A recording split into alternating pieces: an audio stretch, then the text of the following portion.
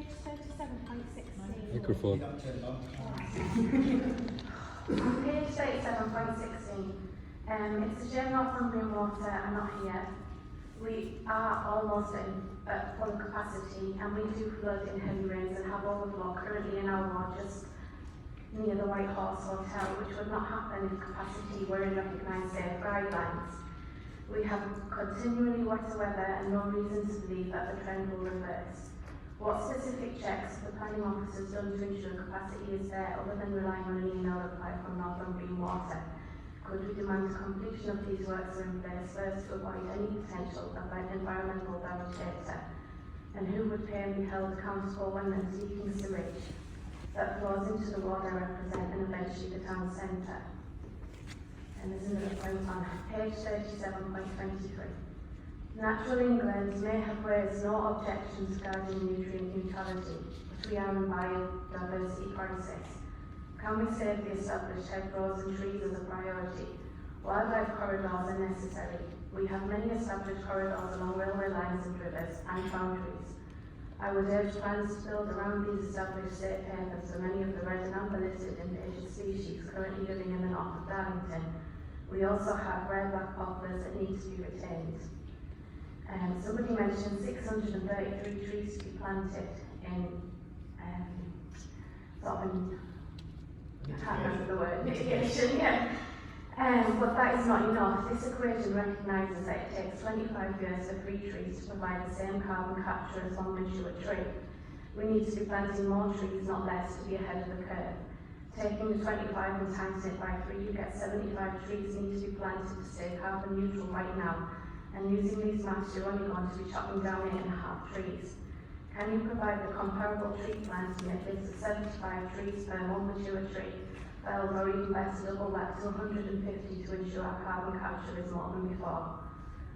And then I've got one more thing. On the type of housing, I recognise the need for homes. Some of our residents do want them. I would personally argue they are in the wrong place, but I definitely know they are the wrong type. We need 1 and 2 bedroom homes, affordable and stable family homes and retirement residences.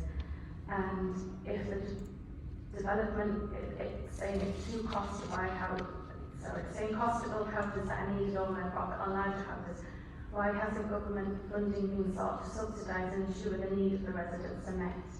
What controls do planning have to ensure the actual needs of the residents are met within this development? I've got one more. Public transport. We've seen bus services got to Harrogate Village, essentially trapping less mobile residents at home on an evening. The local plan demands homes within walking distance of a bus stop. How do we ensure the vision of a local plan and accessible travel policies when bus services can be cut at a later date and leave residents isolated? Are there any planning strategies that can specify longer sustained bus routes serving any new development? Thank you, Councillor. I think you'll be back at the application for when the detailed planning comes back. That might be more appropriate for some of the issues you raised. Okay. Thank you. With more on. Okay, colleagues, we will move on. Just very briefly, Chair. Notwithstanding the issues that have been raised by Mr. Vice and Mr. Clark, we can only do what we can do as a local planning authority. And yes, we can make the appropriate checks. That generally involves consulting the statutory undertakers, not once, but twice. We go back to check their position. On this particular occasion, as a result of the points that Mr. Clark raised directly to members, we went back again, and that's the statement we've got back from Northumbrian Water. As a result of that, that's what I read to you. One of the key things I would stress, I for one, do not dispute that there are issues nationally regarding sewage discharge.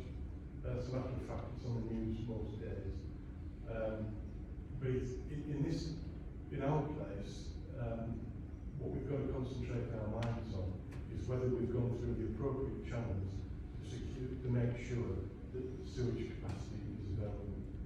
Now, I believe we've done that, and that last statement that I've read out to you is directly from the horse's mouth, for want of a better phrase. What I would ask members to concentrate their minds on, notwithstanding there is allegedly a 4% shortfall on the capacity, which is tight, and notwithstanding the fact that there are other projects coming on stream, what we need to hold Northumbrian Water to account for is their promise to reassess the situations based on completions. Now, in the here and now, they are telling us that there is available capacity. And if no houses get built, why would they invest any further in sewage discharge? What they've undertaken to do to us is monitor that completion rate and improve and adapt appropriately. And that's as far as we can go within the planning process. I mean, we've discussed before, there are other agencies who have an involvement in the discharge of effluent, the Environment Agency, and indeed where things go horribly wrong and criminal acts are committed, it's Ofwat. We just need to be aware, I would suggest, what our role in this process is. And our role in this process, I would suggest to members, is that we make the appropriate checks, we double check with the appropriate bodies, and where conditions are appropriate, we apply them. And they are applied in our report here today.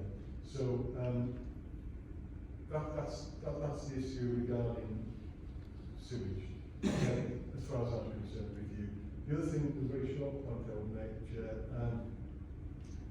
again, going back to impact on the sewage system, this application, phase 1 application,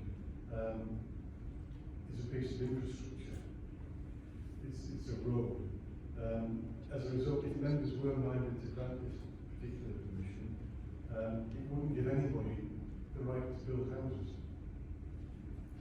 It's a piece of road, a piece of infrastructure.